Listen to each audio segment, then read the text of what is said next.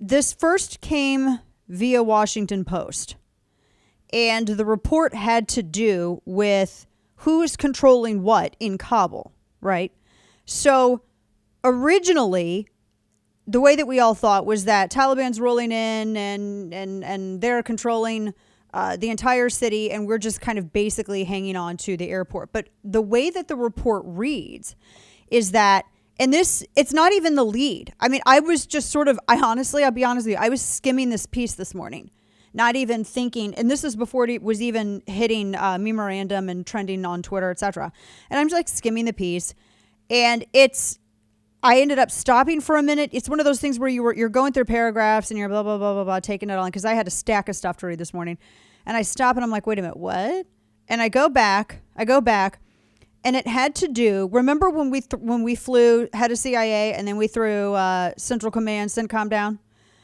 We were able to fly those guys out and back, but we can't, do anything else about our assets or, embassy staff.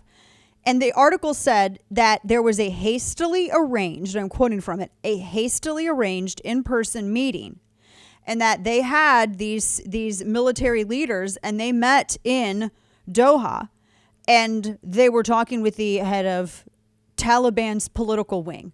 Now, I have to stop there, because there's no way I'm going to get through this piece unless I make fun of the fact that a terrorist group has a political wing, right? It's a political wing.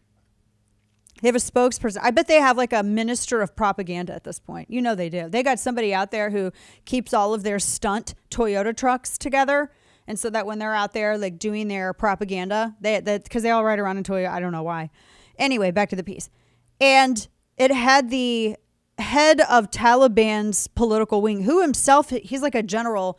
He's a general, but then I guess after the heaviest fighting, they moved him over to be policy. Who knows? And so he tells U.S. officials, his name's Ghani Bardar, Abdul Ghani Bardar. He tells U.S. officials, yeah, okay, so here's two options. So you either need to secure Kabul, the United States military, you secure Kabul, and you take responsibility for the securing of Kabul, or you allow us to do it, us, the Taliban, do it. You allow us to do it, we take control, and we'll handle and manage everything. And apparently the brain trust that was meeting with them decided, you know what sounds great? It sounds really great. Let's do the latter. Let's go ahead and let them take control of it, and they'll be responsible. I don't know if it was the idea that whoever was running the show, whoever was securing Kabul, would be responsible, because at least in the Washington Post piece, it's kind of the intimation. And then they said, okay, well, there was an understanding reached. The U.S. could have the airport until August 31st, but the Taliban's going to control the city. And the head of CENTCOM, and he was the commander of CENTCOM, McKenzie, General McKenzie, he told the Taliban's guy that the mission's only about evacuating citizens and Afghan allies and others at risk. And he was like, the U.S., we have to have the airport to do that because we were morons and we closed Bagram. And so they reached this understanding. Taliban's going to control the city because apparently the United States did not want to, I guess, have control and have to deal with the consequences of having control of it. I mean, it's the craziest thing I've ever read. Just imagine how much, I mean, we had, how many soldiers does it take to establish a checkpoint? So we would have controlled the checkpoint. We would have been able to control every checkpoint and process every single evacuee that came through.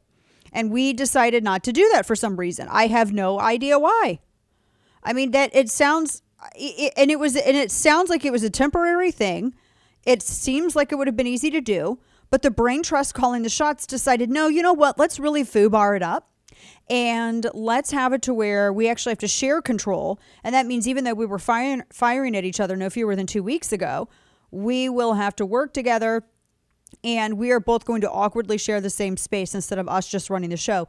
You guys can control all of the outside, and then we'll control the airport. That sounds so dumb. They purposely made it more difficult for themselves. So then and then the Taliban did what the Taliban did. They set up the checkpoints, not so much, I think, to stop ISIS attacks, but I think that they just wanted to stop Afghan nationals from leaving ultimately.